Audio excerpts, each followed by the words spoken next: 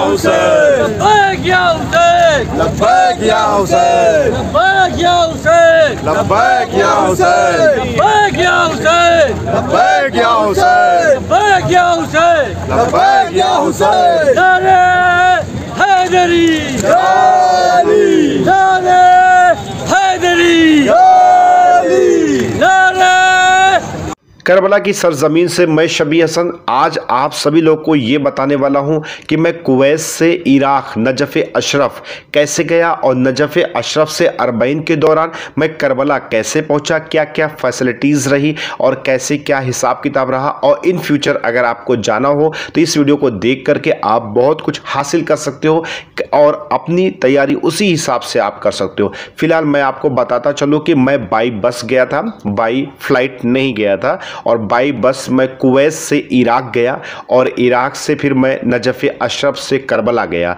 लेकिन आपको सबसे पहले बहुत ही अच्छी चीज़ मैं ये बताता चलूँ कि कुवैत से जब मैं बॉर्डर क्रॉस किया और बॉर्डर क्रॉस करने के बाद जब मैं इराक बॉर्डर पे पहुंचा तो वहाँ पर मेरे लिए बहुत ज़्यादा फैसिलिटीज़ थी, खाने पीने की, तरबूज, फल फ्रूट, इसके अलावा पानी वगैरह और खाने के कुछ चावल और मजबूस टाइप का सालन वगैरह था। यानी कि इस टाइप का मतलब खाने के लिए आपको कहीं भी भटकने की ज़रूरत नहीं ना, फ्री ऑफ कास्ट आपको इराक बॉर्डर से ही आपका वेलकम होने लगा था। और आप यानी कि मैं जब वहाँ पर स्टाफ वगैरह कंप्लीट करा लिया तो मैं नजफ़ अशरफ के लिए रवाना हो गया बाई बस।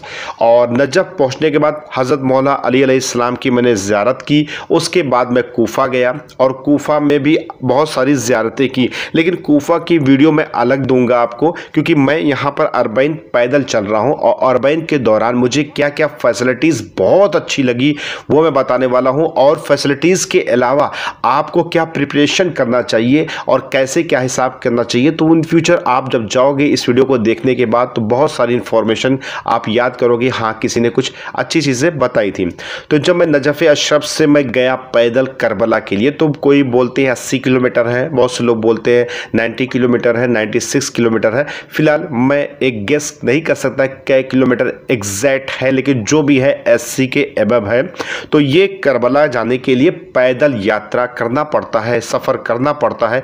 इसके बगल में टैक्सी टेम्पो वगैरह भी चलते हैं, लेकिन मेरा कारवां कुवैत से गया था, मेरा काफिला कुवैत से गया था। झंडा वगैरह मैं इंडिया का झंडा लिया हूँ और इंडिया का झंडा लेने के बाद मुझे पैदल यात्रा करना है, सफ़र करना है करबला के लिए।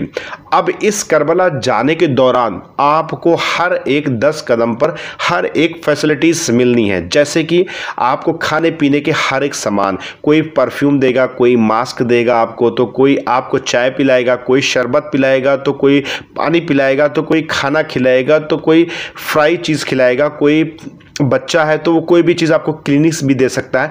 यहाँ तक कि आपको किसी भी तरह की कोई भी प्रॉब्लम्स नहीं होगी।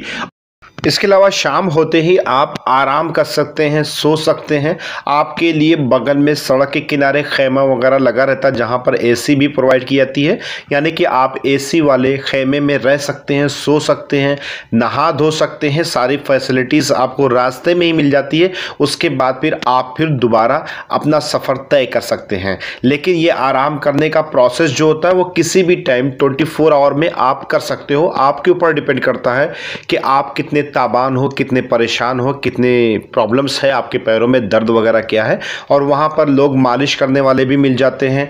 लोग वहाँ पर जो आपका एक तरीके से वेलकम करते हैं, जो इराकी लोग होते हैं वो आपको सारी फैसिलिटीज़ देने के साथ साथ मेडिकल की भी सुविधा, डॉक्टर्स वगैरह भी रहते हैं, हर तरह का ट्रीटमेंट भी आपका हो जाता है। लेकिन आपको यहाँ अरबईन में एक चीज़ का और ध्यान रखना पड़ेगा कि पहले दिन आप ज़्यादा पैदल ना चलें, क्योंकि ज़्यादा पैदल चलेंगे क्योंकि आपकी हैबिट है नहीं पैदल चलने की, तो आपको बुखार वगैरह भी चढ़ सकता है। सबसे पहले अपने लिए खुद बुखार की कुछ दवाएं वगैरह लेके जाएं, मंजन ब्रश वगैरह लेके जाएं। इसके अलावा अगर आप सफ़र तय कर रहे हैं तो अपने पास ऐसे कपड़े रखें जो एक तरीके से नॉर्मल और हल्के कपड़े हों, जैसे कि आप लोअर टी शर्ट में भी आप सफ़र को तय कर सकते हैं। इसके अलावा आप जीन्स का पैंट पहन सकते हैं, लेकिन मेरे हिसाब से तो जितना कंफर्ट हो उतना कंफर्ट वाला कपड़ा पहनना चाहिए, क्योंकि पसीना होने पे पसीना आपके काटे ना, क्योंकि कभी कभी पसीने और कपड़े की रगड़ से भी बॉडी में एक तरीके से कटिंग आ जाती है, फिर पसीना जब होता है तो उसमें बड़ी प्रॉब्लम्स होती है। इसके तहत अगर आप लोअर पहन करके ये चीज़ सफ़र तय कर रहे हैं तो बड़े आसानी से आपका सफ़र तय हो जाता है। इसके अलावा अगर आपको कपड़ा चेंज करना है, नहाना है, तो बीच रास्ते में आपको फैसिलिटीज़ मिल जाती है। इसके अलावा खाने पीने की यहाँ पर कोई भी दिक्कत नहीं होती है। हर तरह की प्रॉब्लम्स के तहत आपका सोल्यूशन उसी सड़क पर, रास्ते पर मुहैया रहता है। यहाँ तक कि आपको अगर बीमार भी पड़ते हैं, डॉक्टर्स रहते हैं, खाना है, भूख लगना है, प्यास है, जो भी मसला आपका है, यानी किसी भी तरह की कोई भी प्रॉब्लम्स आपको क्रिएट नहीं होगी। बस यहाँ पर आपको देखने को मिलेगा कि एक आपको 10 साल का बच्चा लेकर के 80 साल की बुढ़ी से लेकर के 50 साल के बुढ़े से लेकर के जवान से लेकर के बच्चे से लेकर के औरतों से लेकर के गोद में बच्चा लेकर के हर तरह के लोग यहाँ से पैदल जाते हैं। हाँ, एक चीज़ की फैसिलिटीज़ आप और क्रिएट कर सकते हैं अपने खुद से कि अगर आपको लगे कि चला नहीं जा रहा है तो आप बगल में टैक्सी कर सकते हैं और करबला डायरेक्ट जा सकते हैं, पहुँच सकते हैं। तो इसी तरीके से हमारा ये कारवां चल रहा है कुवैत से, और नजफ़े अशरफ गए हम लोग, नजफ़े अशरफ से फिर करबला गए। अब करबला जाने में कुछ फैसिलिटीज़ हमको वहाँ पर एक चीज़ और फेस करना पड़ी। मुझे देख करके ये बहुत ज़्यादा शौक हो रहा था कि जब हम लोग आगे बढ़ रहे थे तो यहाँ पर बहुत सारे कंट्री के लोग थे जो मेरी लैंग्वेज को नहीं समझ रहे थे। यानी कि कुछ अफ़गानिस्तान के थे, कुछ लोग फेस्टो बोलते थे, कुछ लोग ईरान के रहने वाले थे, फ़ारसी बोलते थे। हाँ, आ तो रहे सब आ रहे हैं, सब आ रहे हैं। كل نفر يجي مو مشكلة. لا مو مشكلة، كل نفر يجي. طالع حلو يعني. انا حلو انا هناك. يجي والله واجد حلو. واجد حلو. انا مشكل واجد مشكل. واجد مشكلة. واجد. يا رب مو مشكلة. مو مشكل؟ مو مشكلة يا رب. الحمد لله. هلا بيك. هلا بيك 100 هلا. نشره هنشوفه بعدين. وين تنشره؟ سوي لنا شوري. انا بيت. وين هذا؟ هذا؟ ايه هذا يوتيوب. يوتيوب. يوتيوب. راح تنشر على اليوتيوب؟ شو اسم قناتك؟ هذا ابلود يوتيوب. شنو اسم قناتك؟ أمافة هربل. شنو؟ أمافة هربل. أمافة هربل؟ هذا فوتو. هلا بيك. هذا فيديو يجي بعدين. مأجور.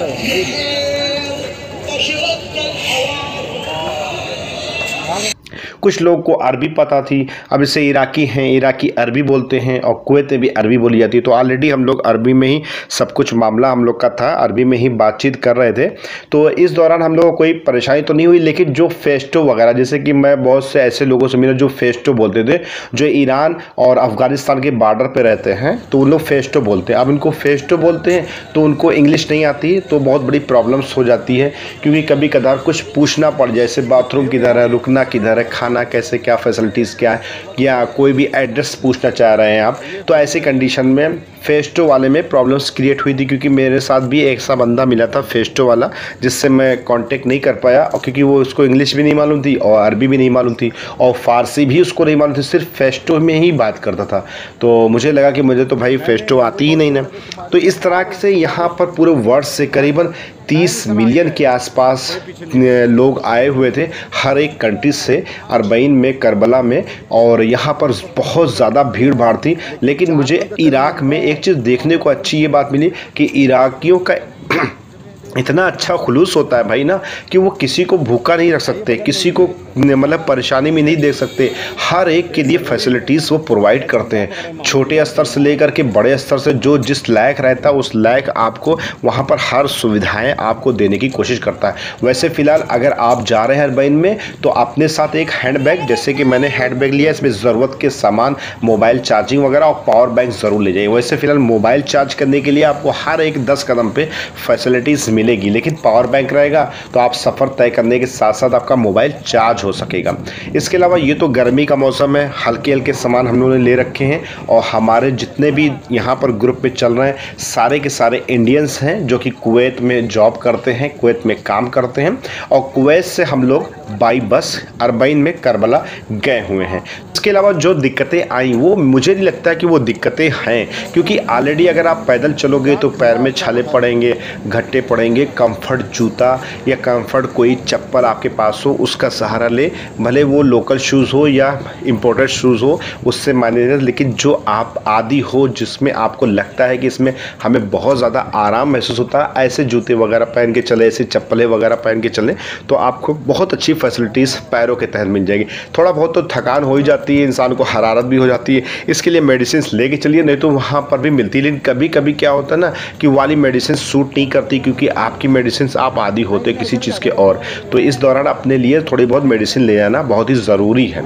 तो ये सब थोड़ी बहुत चीज़ें थी। थोड़ा से कपड़ा रख लीजिए, थोड़ी मेडिसिन रख लीजिए अपने ज़रूरत के हिसाब से, मंजन ब्रश वगैरह रख लीजिए, तौलिया वगैरह रख लीजिए, और कपड़ा वगैरह चेंज करने के लिए आप तौलिया रख लीजिए। ना भी तौलिया रखेंगे तब भी चल जाएगा, 2-3 जोड़ा कपड़ा रह करके अपना आप रवाना हो सकते हैं। एक चप्पल और एक शूज़ का इंतज़ाम ज़रूर कर लीजिए। अगर आपका पैर गर्म हो जाए या बहुत ज़्यादा हीट हो जाए या आपको लगे कि शूज़ में आराम नहीं मिल रहा, तो आप चप्पल तलाश कर सकते हैं, अपनी चप्पल इस्तेमाल कर लीजिए, शूज़ बैग में रख लीजिए। इसी तरीके से मैं भी यहाँ पर करते हुए गया था, और यहाँ पर मैंने देखा है ना कि भाई साहब सीधे सीधे एक तरीके से स्टॉल लगा हुआ है, और यहाँ पर 4-5 आदमी जो है खाना खा रहे हैं। अब यहाँ बिरयानी चल रही है। अब यहाँ पर 2-4-6 लोग हैं, 2-4-6 लोग हैं। अब हम लोग को तो कोई ख़ास उतनी भूख लगी नहीं थी, लेकिन फिर भी यहाँ पर एक आध दो वाला आदमी खा लेता है एक तबर्रुक के तौर पर, और टेस्ट भी कर लेता है ये कैसे बना है। अगर आपको अच्छा लगता है तो आप पेट भर भी खा सकते हो, नहीं अच्छा लगता है कोई बात नहीं, आप चल सकते हो। अच्छा हाँ, आप चाहे जितना खाओ, अगर किसी चीज़ की भी हाजत होती है तो उसके लिए फैसिलिटीज़ 10-10 कदम पर आपके लिए है।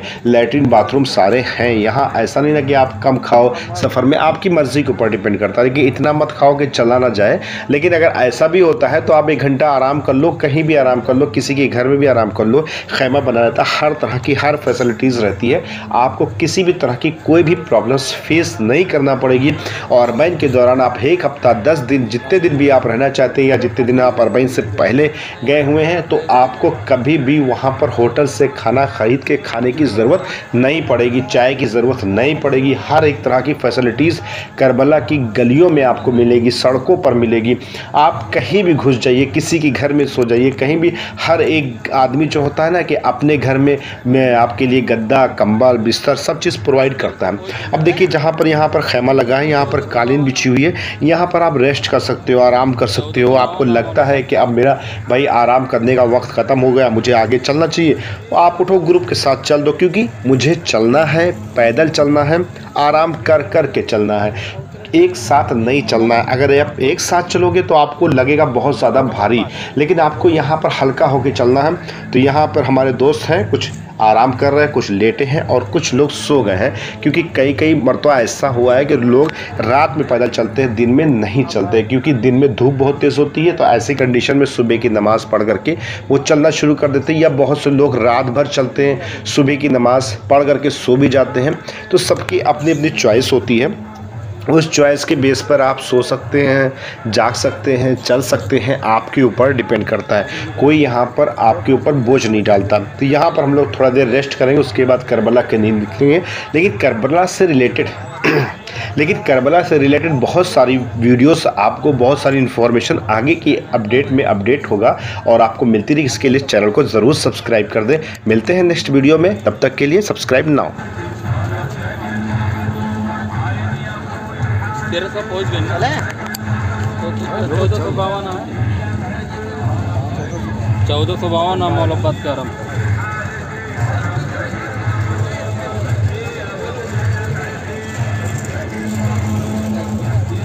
1-1.5 घंटा लगी है, चलो पहुँच रहे हैं। अब 1 घंटा लगेगा, तुम क्या सोच रहे हो?